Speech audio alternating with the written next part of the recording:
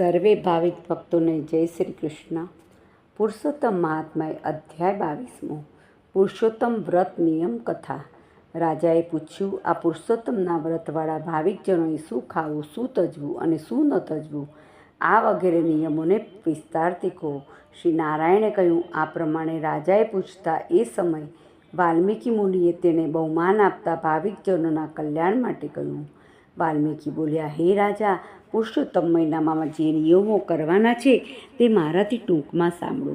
પુરુષોત્તમના માસમાં પ્રયત્નથી હવિષ્યવાન ભોજન જમવું, એટલે કે ચોખા, સાકર, મગ, તલ, આદુ અને કોળાનું શાક, મૂળા, રતાળુ વગેરે કંદ, કેળા, સિંધામલૂણ, સમુદ્રનું લવણ, ગાયનું દહીં, ઘી, દૂધ, માખણ કાઢી લીધા વગરની છાશ, કેરીઓ, હરડે, પીપળ, જીરું, સૂંઠ, આંબલી, આમળા, સોપારી, ગોળ વગેરે શેરડીથી બનેલી વસ્તુઓ અને તેલ વગરથી નહીં પકવેલ હોય તેને મુનિઓ હવિષ્ય કહે છે.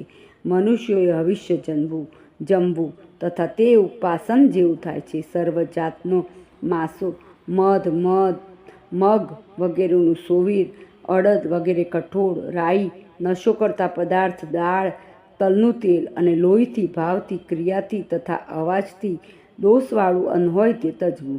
પારકાનું અન્ન, બીજાનો દ્રોહ, પરસ્ત્રીનો સમાગમ અને તીર્થ વગર પરદેશમાં જવું એ પણ તજવું. પુરુષોત્તમ માસમાં દેવ, દેવતા, વેદ, બ્રાહ્મણો, ગુરુ, ગાય, વ્રતવાળા સ્ત્રીઓ, રાજા, મોટાઓની નિંદા છોડી દેવી અને ચૂર્ણમાં પ્રાણીનું અંગ માંસ છે. ફળમાં લીંબુ માંસરૂપ છે. ધાન્યમાં મસૂર અને ટાઢું અન્ન માંસરૂપ છે. બકરી, ગાય અને ભેંસના દૂધ વગર બીજા દૂધ વગેરે માંસરૂપ છે. સઘળા બ્રાહ્મણે વેચેલા રસો તથા પૃથ્વીમાં લૂણ માંસરૂપ છે. તાંબાના વાસણમાં રહેલું ગાયનું દૂધ, ચામડીની મશકમાં રહેલું પાણી અને પોતાને માટે રાંધેલું અનાજ તેને પંડિતોએ માંસરૂપ બતાવેલ છે. પુરુષોત્તમમાં બ્રહ્મચર્યનું પાલન કરવું, ભોય ઉપર સૂવું અને ચોથે પહોરે ભોજન કરવું. પુરુષોત્તમ માસમાં રજસ્વાલા વગેરે મલેચ્છ, પતિત, નીચ, બ્રાહ્મણોના દ્વેષી અને દેવને નહીં માનનારાઓ સાથે બોલવું નહીં. પુરુષોત્તમ માસમાં કાગડાઓથી સ્પર્શ થયેલું સૂતકનું અન્ન, રાંધેલા અને ફરી રાંધેલું અને જે બળેલું અન્ન હોય તે ન જ ખાવું. પુરુષોત્તમ માસમાં ડુંગળી, લસણ, મોથ, સોવાની ભાજી, ગાજર, અવળીના પાંદડા, મૂળા અને સિંગનો ત્યાગ કરવો. વ્રતવાળાએ આમાં અને સર્વે વ્રતોમાં પણ આ પદાર્થ તજવા અને વિષ્ણુને પ્રસન્ન કરવા પોતાની શક્તિ વડે ચાંદ્રાયણ વગેરે પણ કરવું. કોળું, ધોળા, વેંતાક, ફળ, શાક, બીલા, કલિંગડા, આંબળા, નાળિયેર, તુંબડા, પટોળા, બોર, દંતાક, વેલાના શાક અને જળમાં થયેલા શાક ક્રમે કરી પડવાથી 15 તિથિએ તજવા. તેમજ ગૃહસ્થે રવિવારે સદા આમળાના ફળને તજવા. પુરુષોત્તમની પ્રીતિ માટે જે કાંઈ તજ્યું તે ફરી બ્રાહ્મણને આપી અને પછી જમવું.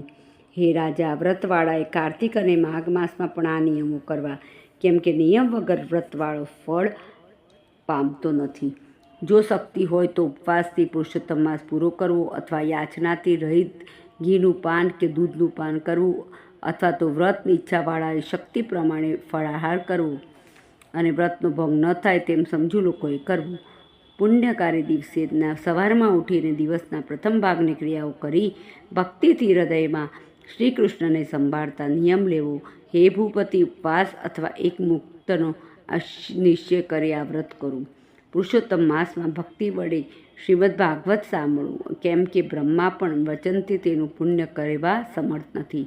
શ્રી પુરુષોત્તમ માસમાં શાલિગ્રામનું લાખ તુલસીપત્રથી પૂજન કરવું, કેમ કે તેનું અનંત પુણ્ય મળે છે. જે પુરુષોત્તમ માસમાં કયા પ્રમાણે વ્રત કરનારને જોઈ યમના દૂતો જેમ સિંહને જોઈને હાથીઓ નાસે તેમ નાસી જાય છે. હે રાજા, આ માસનું વ્રત 100 યજ્ઞોથી પણ શ્રેષ્ઠ છે. યજ્ઞ કરવાથી સ્વર્ગમાં જવાય છે, પણ શ્રી પુરુષોત્તમનું વ્રત કરવાથી ગૌલોક મેળવાય છે. જે પુરુષોત્તમનું વ્રત કરે છે તેના દેહમાં પૃથ્વીમાં જે તીર્થો, ક્ષેત્રો અને સર્વદેવ છે તેઓ રહે છે. શ્રી પુરુષોત્તમ માસનું વ્રત કરવાથી માઠા, સપના, દરિદ્રપણું અને 3 પ્રકારના તાપ તે સર્વનાશ પામે છે. ઇન્દ્ર વગેરે દેવો પુરુષોત્તમની કૃપા માટે પુરુષોત્તમની સેવામાં નિશ્ચલ વિષ્ણુના સેવકને વિઘ્નથી બચાવે છે. જ્યાં પુરુષોત્તમના વ્રતવાળા રહે છે તેની આગળ ભૂત પ્રેત પિશાચ વગેરે રહેતા નથી, ઉપદ્રવ કરતા નથી. હે રાજા, જે આ પ્રમાણે વિધિથી પુરુષોત્તમ માસનું વ્રત કરે છે તેનું ફળ કહેવા 1000 મુખવાળો શેષ પણ સમર્થ નથી. શ્રી નારાયણે કહ્યું, હે પુરુષોમાં ઉત્તમ, ઘણા આદરથી એક મન વડે આ પવિત્ર પુરુષોત્તમ માસને જે સેવે છે તે પુરુષ શ્રી પુરુષોત્તમને ઘણો વાલો થઈ અને રસિકજનોના અધિપતિ પુરુષોત્તમની સાથે રમે છે. આ પ્રમાણે શ્રી બૃહદ નારદીય પુરાણમાં પુરુષોત્તમ મહાત્મ્યમાં શ્રી નારાયણને નારદના સંવાદ વિશે દ્રઢ ધન્વાના આખ્યાનમાં પુરુષોત્તમ વ્રત નિયમ કથન આ નામનો 22મો અધ્યાય પૂરો થયો.